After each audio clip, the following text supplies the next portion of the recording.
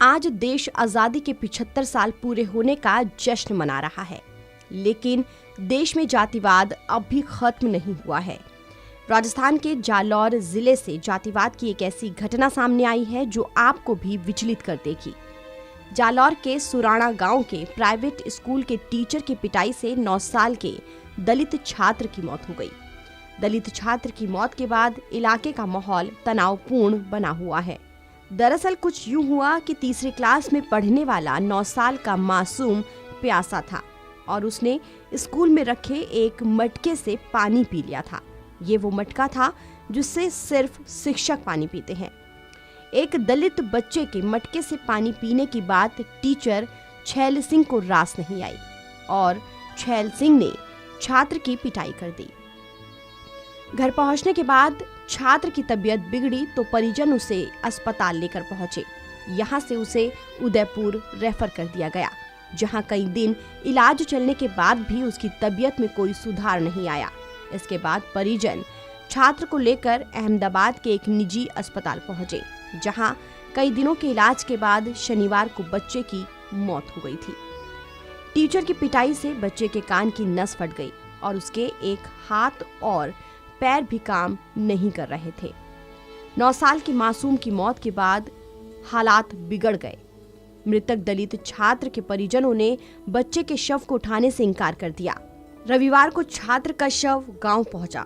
मांगे पूरी न होने तक परिजनों ने बच्चे का अंतिम संस्कार करने से इनकार कर दिया। इसके बाद घर के आंगन में शव को रखकर प्रशासन और परिजनों के बीच बातचीत हुई। 50 लाख रुपए मुआवजा, परिवार के एक सदस्य को सरकारी नौकरी और स्कूल की मान्यता रद्द करने की मांग की गई। दिन भर में करीब 4 दौर की बातचीत हुई, लेकिन सभी नाकाम रही।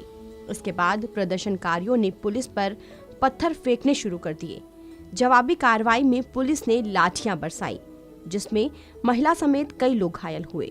पुलिस ने उपद्रवी भीम आर्मी के 10 लोगों को भी हिरासत में लिया।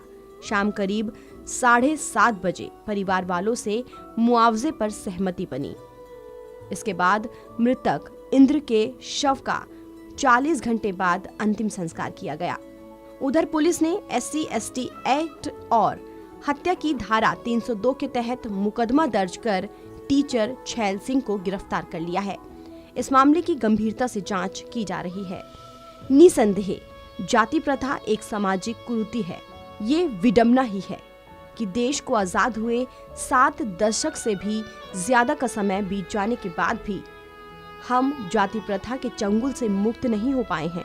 हालांकि एक लोकतांत्रिक देश के नाते संविधान के अनुच्छेद 15 में राज्य के द्वारा धर्म, मूल वंश, जाति, लिंग, जन्म स्थान के आधार पर नागरिकों के प्रति जीवन के किसी क्षेत्र में भेदभाव नहीं किए जाने की बात कही गई है। लेकिन फिर भी आजाद भारत में जातिवाद की घटना सामने आ ही जाती है। फिलहाल इस खबर में इतना ही। देश और दुनिया की तमाम खबरों के लिए आप बने रहिए वन इंडिया हिंदी के साथ।